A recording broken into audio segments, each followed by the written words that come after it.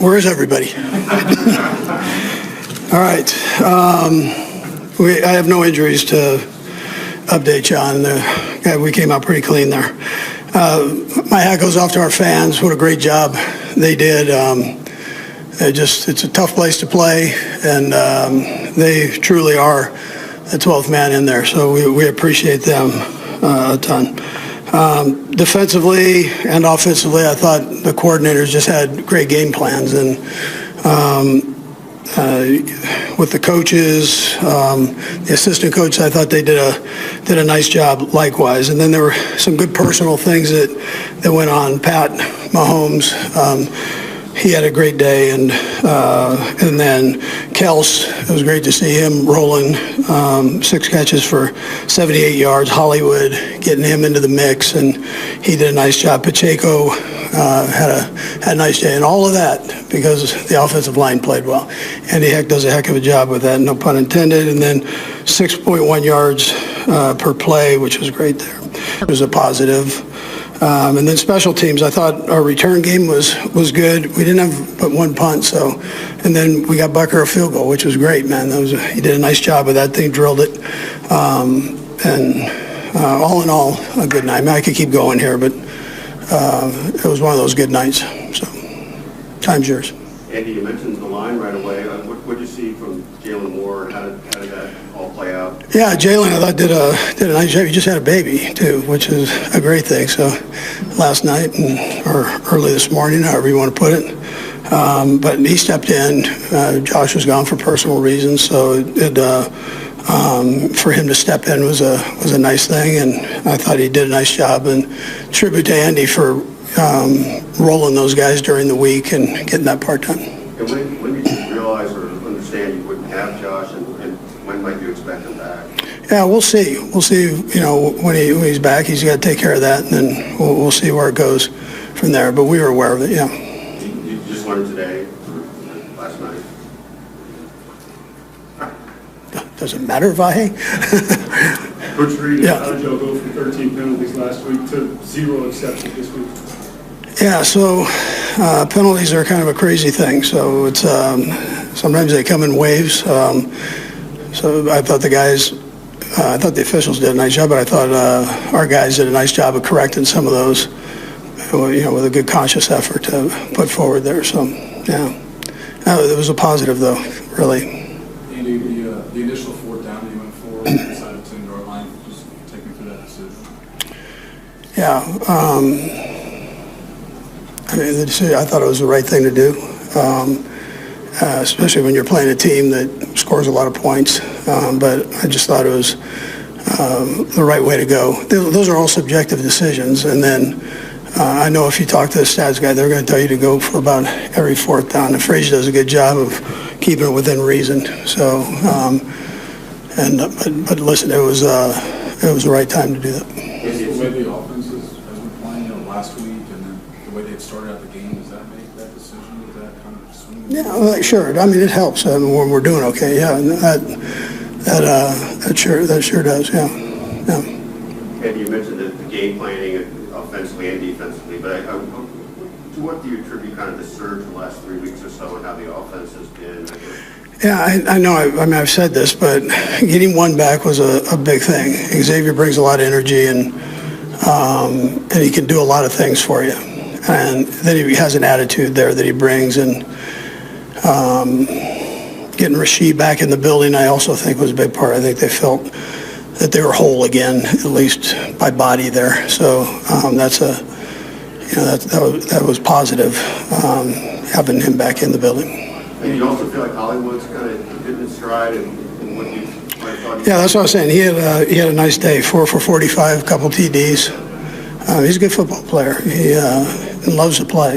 So I'm trying to give him the ball in many ways. We had the jet sweep to him, which was good, and down in there in the red zone. So that was a helper. Coach, their first drive was 15 plays, and they got down there and looked like they scored a touchdown. Were you aware of the teal hat? Yeah, actually, the official told me right away what went on. So yeah, but that was weird. And so you don't see that very often. It was a different kind of play too. So they're very creative in what they do, and That one, he didn't get set, so that was a problem. A little weird and maybe ugly at the end of the game. What was your view of what happened out there afterwards with the scuffle? Yeah, well, you guys saw it. I mean, it was, the guy came up and hit Juju for what looked like no reason. I mean, we're taking a knee, so, that's tough. I mean, put pretty good damage on Juju's nose. Andy, you scored touchdowns there right before halftime and right after halftime. How big was that in the game? Yeah, well, they deferred, so they gave us an opportunity to get the ball the second half. We were able to come out and score there, which I thought that was big. Anytime you come out that second half and move the ball a little bit, I think it helps everybody. And then the first half, it was a good drive. I can't say enough about, the Nagy's, the Blameyers, these guys that put that plan together, man, Connor and the whole group just had some good stuff. Todd Pinkston and his, De Leon, we've added into the mix here, and he gives us a nice perspective from the defensive side, and he's kind of gotten into the offensive part of it too, so that helps just with putting the game plan together. But I thought it was a thick game plan. And you mentioned Travis earlier, but can you elaborate a little bit on what you see about why he's so effective tonight, particularly? I think he came back in great shape. I think he's been playing well all along. He particularly these last 3 weeks. So he came back in good shape though. And at his age, that's important. That's a big thing. Last one, Sam. And you mentioned the offensive line, but not just protecting on each individual play, but just the impact of what they've done maybe the past couple of weeks. Yeah. You noticed that that's had. Yeah, you had asked me that before, and I agree with that they've gotten better as we've gone on. The young guys, or in this case, Jalen jumping in and doing his thing. So it's a good group, and they're physical. I think if you could take something away from this game, when they bear down, they can bear down. So that ends up being important. Thanks, Coach. The lights of Arrowhead Stadium burned brighter than usual as the Kansas City Chiefs faced the Detroit Lions in a Sunday night football clash that felt like more than a game. It was a crossroads. The Chiefs, perennial contenders, were suddenly battered, bruised, and staring at a season that could slip away. Third in the AFC West, a shaky 2-3 record, and doubts swirling louder than ever. On the other sideline, the Lions, for decades a punchline, now roar with legitimacy, a 4-1 start, a roster that looked ready for January.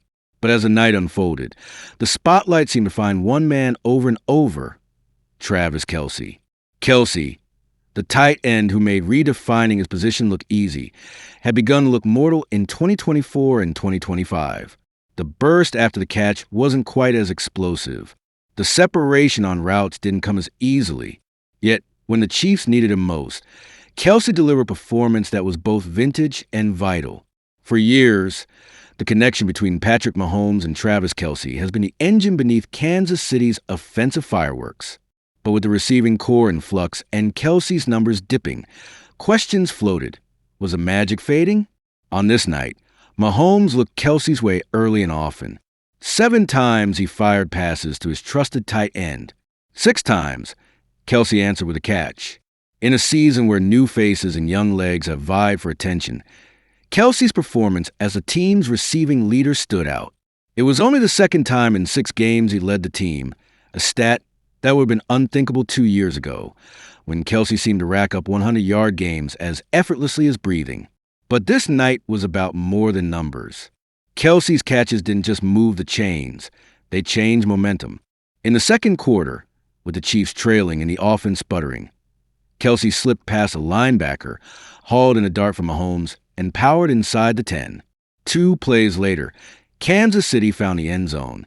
Later, on a crucial 3rd down in the 4th, Mahomes scrambled, eyes darting, and once again found Kelce just past a marker. The drive ended with points. It's plays like these, subtle but critical, that keep the Chiefs' playoff hopes flickering.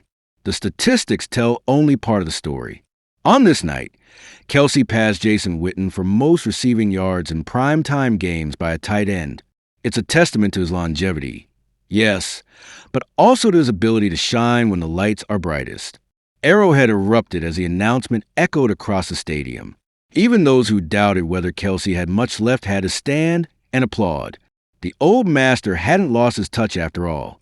The Lions secondary came into night battered and bruised. Both starting safeties, Kirby Joseph and Brian Branch, had missed chunks of practice. Joseph's knee had been nagging him for weeks, while Branch needed an MRI on a foot injury just days before kickoff. Meanwhile, Detroit's top two cornerbacks were out, and the replacements, Amick Robertson and Rockyason, were thrust into a crucible. Yet, Detroit's defense played with heart. Joseph and Branch, both active, flew around the field, delivering hits and breaking up passes. But as the game wore on, the cracks began to show. The Chiefs' deep core, Juju Smith-Schuster, Hollywood Brown, and the speedy rookie Xavier Worthy, took advantage. Smith-Schuster's 57 yards came on a mix of tough catches over the middle and clever route running. Hollywood Brown, who hadn't yet fully found his place in the Chiefs' attack, suddenly looked like a star, hauling in 2 touchdowns and giving Mahomes a deep threat to stretch the field. With Rashee Rice set to return next week, Kansas City's offense is poised to become even more dangerous. But on this night, it was about maximizing the weapons at hand. Mahomes, always the improviser, found Worthy 4 times for 20 yards and a touchdown. Worthy's role as a gadget player, capable of breaking big plays on go routes or quick slants, gives the Chiefs the explosive element they've missed. For the Lions, the story was similar. David Montgomery, their workhorse running back, came into the game averaging over 14 carries per contest, and he met expectations, pounding the Chiefs' defense for tough yards. Kansas City's run defense, ranked 12th worst in the league, had no answer for Montgomery's blend of power and vision. And while Sam Laporta, Detroit's emerging star tight end, dazzled with 92 yards a week before, the Chiefs bottled him up, holding him well under his prop total. It was a reminder that Kansas City's defense, for all its flaws, can still rise to the moment. For the fantasy crowd and betting enthusiasts, this game was a roller coaster. Would Montgomery hit the over 10.5 carries? He did, just as he has in 4 or 5 games. Would Kelce go over 45.5 yards, even against a tough Detroit defense? He just barely managed it, reinforcing his knack for delivering when the stakes are highest. For those who gambled on Worthy's receptions or Laporta's yards, the night was a microcosm of NFL unpredictability. Every snap capable of swinging fortunes. As the final whistle blew and the Chiefs celebrated a hard-fought victory, it was clear this wasn't just another regular season win. It felt like a turning point. The Chiefs, battered but unbowed, had rediscovered their spark. Kelce, once again, had proven that greatness isn't measured by youth, but by heart, timing, and the ability to rise when it matters. For the Lions, the loss stung, but the fight they showed, battling injuries, refusing to quit, spoke volumes about their new identity under Dan Campbell. They'll be back, hungrier than ever, and the league should take notice. And for every fan watching, this game was a reminder. In the NFL, stories are rewritten every Sunday night, legends are forged in real time, and as long as players like Travis Kelce take the field, the best chapters are still to come. So keep watching. The season isn't over. Not by a long shot. And neither is Travis Kelce.